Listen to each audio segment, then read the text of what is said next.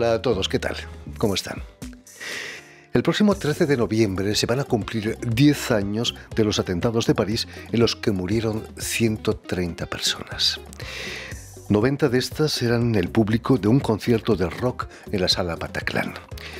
Nuestro invitado de hoy, el fotógrafo chileno David Fritz Göppinger, fue rehén de los terroristas durante más de 2 horas y media. La televisión francesa preestrenaba precisamente este lunes Vivientes, serie sobre cómo es la vida de los supervivientes de este horror absoluto.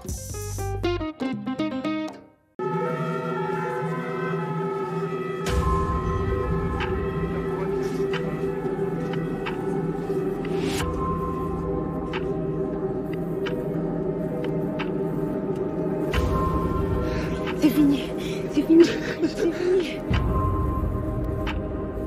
C'est pas comment dire, c'est pas réel. Pourtant ça a duré 2h30 dans ce putain de couloir, mais si j'avais pas des brûlures dans le dos, je pourrais penser que je l'ai rêvé. Je suis pas blessée, je suis pas morte. Tout le monde ne peut pas en dire autant. Dire que la jeunesse et le rock'n'roll sont forts, que la terreur qui n'ont pas gagné puisque la vie continue, mais non, on n'efface pas 130 morts.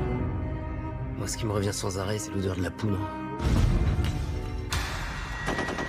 Ceux qui étaient là, avec nous, qui nous fassent signe. Je voudrais vous revoir, c'est important. Tout de suite, je me suis dit, c'est pas possible. Je peux pas mourir à cause d'un mec en jogging. Quand je dis, j'ai rendez-vous avec mes potes otages, personne comprend. Et du coup, en fait, maintenant, je dis, les potages.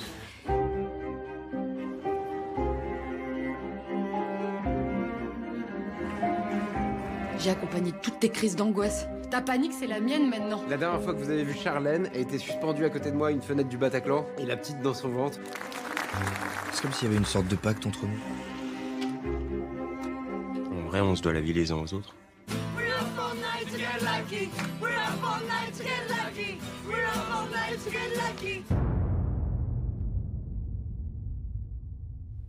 Muy buenas tardes, David. Hola.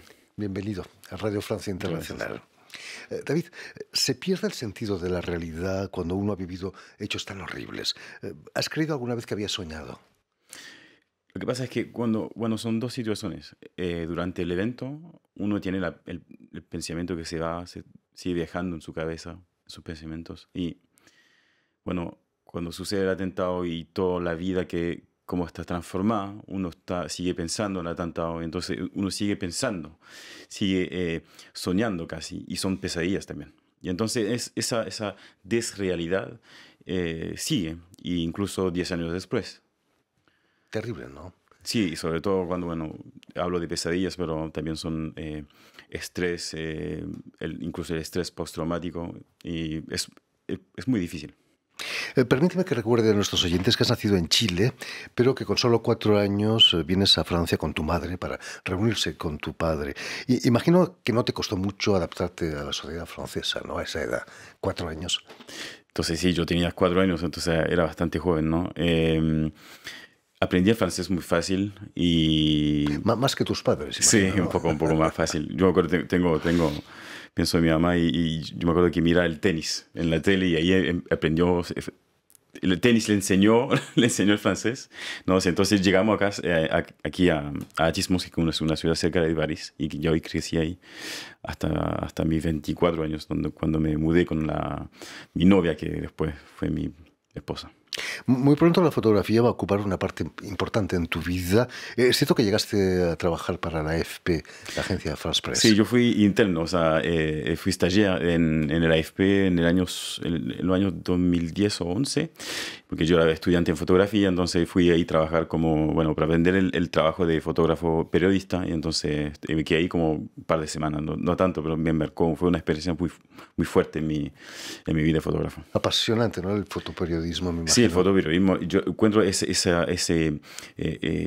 mirar la realidad de un sentido que un común no lo ve, que el público no lo ve. Entonces, como fotógrafo, yo estimo que ser fotógrafo es mirar el mundo de una manera diferente. Entonces, esas 2 semanas pasadas ahí con la FP fue sí, muy, muy interesante. Sí. Y de pronto, un viernes 13 de noviembre, se te ocurre ir a un concierto de rock. Imagino que por aquel entonces no eras supersticioso. No, Lo eres hoy en día. No, yo esa mañana me despierto diciéndome, bueno, es un viernes 13, pero no es parte de mi vida. O sea, no, yo en esa época yo era barman, yo trabajaba como barman en un bar en París y el viernes era mi único día de reposo. Entonces yo fui a ese concierto como a cada concierto que fui en 2015. Entonces no tenía nada de extraño, nada de raro, o sea, era totalmente normal. Pero a un chileno la música es importante, la guitarra es importante. Sí. ¿Tocas la guitarra? Como yo toco guitarra. Mi papá me enseñó a tocar guitarra a los 14, creo, sí. En español, en España decimos que quien canta su mal espanta, quizás eso también puede ayudar a las cosas. Sí. Has publicado ya 2 libros, Un día de nuestra vida y recientemente Hay que vivir. Escribir esos libros nace de una necesidad, podríamos llamar, terapéutica. Sí, claro. Y el hecho de escribir pone palabras en hechos donde el universo de la palabra no existe. Y hablamos del pensamiento, de la pesadilla, de todo eso. Y para mí que cuando sucedió el evento del Bataclan, pasaron meses, semanas, años, yo siendo el rehén que estuve durante esas 2 horas y media. Entonces yo la manera que encontré de salir del Bataclan fue bueno, la primera cosa fue de hablar con mis cercanos, mi familia, mi novia y mi esposa ahora, pero también mi psicóloga. Y entonces mi psicóloga vio que yo necesitaba hablar. Y ella entendió que me gusta expresarme con arte, que sea la guitarra, que sea la fotografía. Entonces me dijo, bueno, a usted le gusta hablar, quizá le gustaría escribir. Entonces yo empecé con la única meta de a tomar anotaciones, escribir. Por ejemplo, yo me acuerdo que la primera cosa que escribí en Un jour de notre vie, un día de nuestra vida, fue cómo llegamos aquí en Francia como familia. Y ahí encontré un hilo que tirar y cosas que aprender sobre mi existencia. Naturalmente. ¿Cómo reaccionas cuando te proponen asesorar o participar como fotógrafo de plató en el rodaje de una serie de televisión sobre los atentados del Bataclan? El tema de la serie es interesante porque la primera vez que me hablan de esa serie fue en realidad en 2021 durante el proceso del atentado del 13 de noviembre que se llama V13 aquí en Francia. Ese proceso fue muy importante, pero quizás vamos a hablar un poco después. Y entonces cuando yo empecé al tiro de interesarme en ese tema, cuando entendí que me vinieron a buscarme a mí, porque me vieron en la tele, fue un productor de cinema que se llama Jérôme Corcos. Entonces él me vio en la tele, me encontró en Instagram y me mandó un mensaje. En ese mensaje me dice, bueno, yo lo vi en la tele, pero yo tengo una idea, pero para mí no estoy seguro que sea una buena idea. Y esa idea era de contar la historia de los potages, que son los amigos rehenes del Bataclan.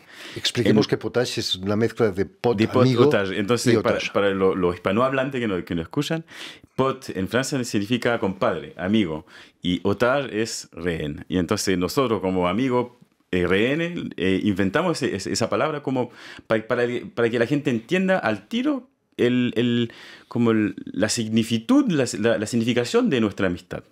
Y entonces él cuando vea todo eso, ese productor, yo le hablo y también hablo a mis compañeros rehenes y empieza el tiro el sujeto y la meta de esa historia, que es contar en la pantalla la historia de nosotros. Y bueno, yo pasatiempo y todo eso y al fin yo como fotógrafo, porque ya paré ser barman, como fotógrafo le propuse al realizador Jean-Xavier de Lestrade. Dije, bueno, a mí me gustaría seguir trabajando en la serie, mirar cosas y también mostrar al público que yo no soy solamente el fotógrafo rehén o la víctima, soy también fotógrafo, entonces quizás tengo una mirada. Y entonces me dijo, ya, bueno, lo voy a pensar, y al fin aceptó y yo saqué fotos increíble, incluso fotos de la toma de rehén, fotos en falsas conmemoraciones que uno ve en la serie, escenas íntimas también dentro, amistades los rehenes. Fue una experiencia muy extraña en realidad. Tomás Goldberg, que es el joven actor que interpreta el papel de David en la serie. ¿No ha sido difícil verte 10 años más joven, más o menos, en esas imágenes? Sí, fue una experiencia muy rara, porque cuando hace un año atrás, que yo, digamos que hace un año que lo conozco, y entonces la primera vez que yo lo veo, yo tenía mi cámara, porque como iba a trabajar como fotógrafo de plató, entonces mi trabajo era de fotografiarlo también, entonces era como fotografiarme a mí 6, 7 años atrás. Extraño, ¿no? Yo no estoy seguro que alguien en el mundo pueda contar lo que yo estoy contando ahora, entonces hace un año y no estoy seguro lo que tocó, lo que vino lo que me hizo ese encuentro. Lo que puedo decir es que Tomás es muy simpático y no solamente eso, es que él entendió el tema profundo que es del terrorismo y el de ser víctima del terrorismo en nuestro país, en Francia. No siempre es fácil ser víctima del terrorismo. Hay una mirada un poco crítica siempre de la gente, ¿no? Eso se ve en la película también. Hay una mirada, o sea, depende de qué círculo. Digamos que el primer círculo sería la familia, las novias, los novios, los amigos también. Pero son dos miradas. Está la mirada de esa parte y también la mirada del público, que sea la sociedad francesa. Y el estatus de víctima puede ser también hiperpoderoso, porque la gente nos escucha, nos mira, uno puede vehicular ideas, cosas así, y son cosas que también yo hablo un poco más en mi libro, porque pasando 7, 10, casi 10 ahora en la victimidad, yo vi como la mirada de la sociedad cambia cada año. Entonces ya estamos a 10 años. Y ahora, 10 años después, ¿qué queda en la sociedad del terrorismo y cómo la gente nos sigue mirando? Entonces, ese libro también, y la serie, habla de eso. Es una lucha contra el olvido. Es una lucha contra el olvido, sí. Naturalmente. Sí. Hay una escena en la serie en la que respondes a uno de los terroristas, bueno, no tú, Tomás, naturalmente, sí, Tomás. A uno de los terroristas que te pide si votaste por Hollande, y tú dices, no, no soy francés, no, soy chileno, le contestas. Cuando se levanta una piedra en el mundo siempre aparece un chileno. Ese es el dicho, ¿no? Sí, y ese es un dicho que el ex suegro de Stefan.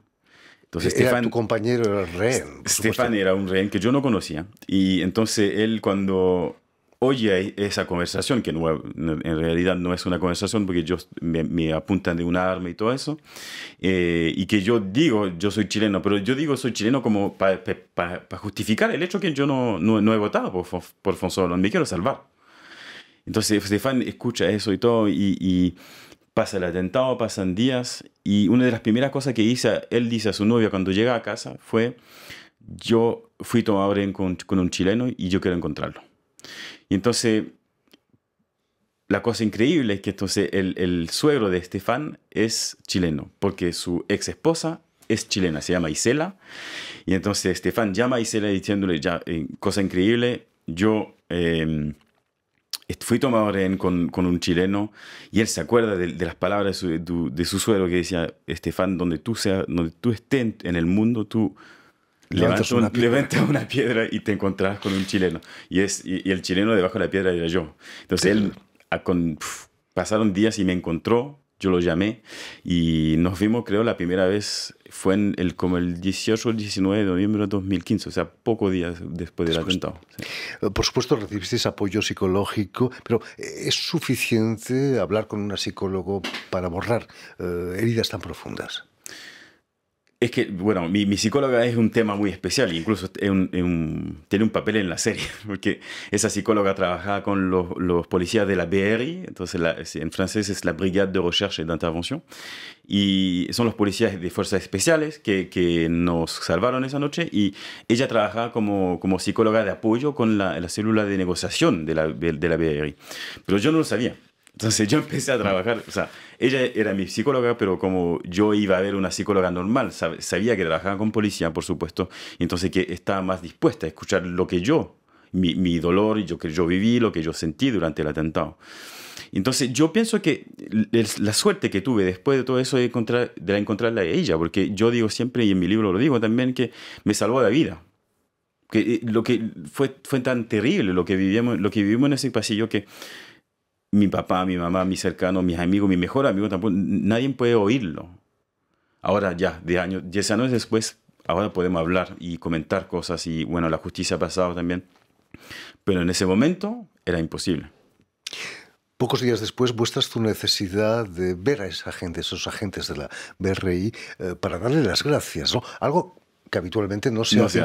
Se protegen, ¿no? Sí. Fue un poco rocambolesca, ¿no? Sí, claro, fue incluso una escena que aquí en Francia decimos que la ficción dépasse, la realidad dépasse la ficción, la realidad sobrepasa la ficción, ¿será eso? Y no, es una escena que está mostrada en la serie que existe. O sea, yo fui a buscar mi mochila que dejé en el Bataclan, que los policías encontraron, entonces me llamaron, encontramos la mochila con su papel y todo. Y resulta que cuando yo voy a recuperar mi mochila, y yo le digo al policía, ¿sabes qué? Yo sé que los policías del RED me salvaron esa tarde. Y él me mira y me dice, pero no, o sea, estaban también, pero no son los hombres que lo ayudaron a usted. Y yo me río y le digo, ¿y cómo? Y él me explica que son la BRI, que dependen de la ciudad de París. Y me dice que ya, pero yo digo, me gustaría mucho ir a verlo y, bueno, para darle gracias. Y él me dice, pero eso no se hace, no, esos son súper secretos. Pero ya, como tú eres rehén y bueno, te parece simpático, y él incluso tenía una guitarra en la oficina, entonces yo toqué un poco guitarra y me quedé con él. Es súper simpático, fue súper simpático, yo nunca lo he visto detrás. Y fue a ver su jefe volvió en la oficina y me dio un papel, y ese papel está escrito el número, y él me dice, bueno, tú llama a ese número, si no responde tú deja un mensaje y con el papelito lo quemas, lo destruye. Ya, bueno, me voy a casa, o sea, yo fui en mi auto, llamo, no responden, dejo un mensaje, soy David, de Xeren, del Bataclan, todo tanto, y lo quemo. Y entonces una señora me llama, pienso 2 horas después, y me dice, señor Fritz, ya, yo soy señora tanto, trabajo con la BRI, y bueno, puede venir usted cuando quiera. Fantástico, ¿no? Fantástico. Y vas a ir a verlos a su oficina en el Quai des Orfèvres. 36 Quai des Orfèvres, claro, que es histórico. Para que la gente entienda un poco, que el 36 Quai des Orfèvres es un poco como no sé, Sí, los que conocen al comisario Maigret saben dónde está. Claro, y fue el lugar más importante de la policía judicial francesa, incluso. Entonces yo voy ahí, pero sin saber quién voy a ver, porque son gente que tienen caúl, tienen tan escondido, pero bueno, encontré humanos, superhumanos. Es cierto que había el escudo con el que entraron. El escudo Ramses. 90 kilos, ¿no? Son 90 kilos, sí. No está mal, ¿no? Hay que ser fuerte. Esos agentes tienen una fortaleza física, pero sobre todo mental. Mental. ¿No? Yo me volví amigo con uno de los chicos que, bueno, me salvó, que se llama Nabil. Y Nabil me dice que el trabajo de policía es policía de fuerzas especiales como ellos, es una conjunción, una articulación dentro, una salud mental perfecta y también una salud perfecta. Física también. Física, claro. Entonces, para mí, que bueno, esa tarde fue también un milagro, pero hay que saludar la acción ejemplar del hombre de la BRI, entonces sí. Además, pudiste volver al Bataclan días después con ellos, a ese pasillo donde estuviste 2 horas y media, apuntado por una Kalashnikov, ¿no? Sí, eso fue en marzo de 2016 y fue una visita súper como... no era formal, o sea, estábamos nosotros nomás. Fue especial y estoy conmovido hablando de eso, porque cuando yo voy ahí yo nunca he vuelto al Bataclan ni nada, entonces yo entro ahí de otra manera que la última vez que yo vine en ese lugar. Entonces yo me acuerdo de caminar con mi nuevo amigo que son la BRI y hablábamos y todo, y fue un momento muy especial, y lo que sentí yo detrás de todo lo que yo sentí fue que para ellos también fue importante ese momento. De saber de ir conmigo ahí y poder saber lo que pasó detrás de esa puerta antes que entren en el pasillo donde estábamos tomados rehén. ¿Quedaban huellas de la explosión, por ejemplo, del terrorista? Quedaban, sí, quedaban. Estaba limpiado todo, pero el pasillo estaba roto. Pero hay huellas que no se pueden borrar, eso, no. En la pared, terrible. Sí. En fin, ¿qué te queda como recuerdo de esas 2 horas y media? En un minuto. Un minuto. Para mí el momento el más difícil del atentado no es tanto la toma de rehén, que, bueno, le puedo contar minuto por minuto, pero bueno, no es el tema del día.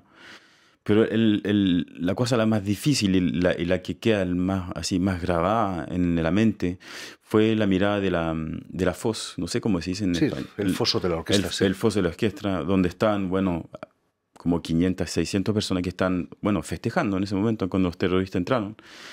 Y la casi totalidad de las 90 personas que se mataron en el Bataclan estaban ahí.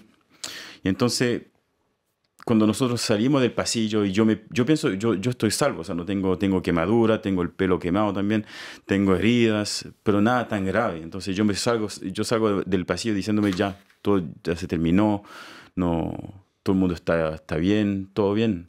Y caminando por el Bataclan y saliendo del Bataclan yo encuentro a ese foso. Y ahí hay casi 90 personas que están muertas. Entonces cuando yo me voy a casa después, y los días, las semanas después, los meses después, los años después, 10 años después, es una imagen que no se va. Y que nunca se va a ir. Nunca se va a ir. Imposible. No. Y eso queda, y con una pregunta última, que es, tú estuviste con los terroristas durante 2 horas y media. ¿Por qué estás acá y ellos no? Hay un cierto sentimiento de culpa. Sí. Sí, eso el tema más fuerte que tengo en mi libro es que puede pasar la justicia, puede pasar muchas cosas, pero la culpabilidad queda. En fin, pues ya lo saben, todo eso y mucho más lo tienen en la serie de Vivante, que se podría traducir como Vivientes, que está disponible ya en preestreno en la plataforma, en la aplicación de France Televisión, por internet. Muchísimas gracias, David. Muchas gracias. Que sigas recordando esas cosas para que no se olviden. Permíteme también que dé las gracias a Vanessa Loiseau y a Suel Kedir, quienes se han ocupado hoy de la realización del programa, y también saludar a nuestros telespectadores, porque también los tenemos que nos siguen en toda América, desde Chicago hasta la Patagonia, gracias a una cadena de televisión que se llama UCL, un canal latino. Seguro que en Chile nos escuchan y nos ven también. Me gustaría mucho. Y también gracias a una red que se llama TAL, que reúne televisoras públicas y universitarias de los 2 continentes. Y a ustedes, muchísimas gracias por su atención y les damos cita para una nueva edición de El Invitado de Radio Francia Internacional.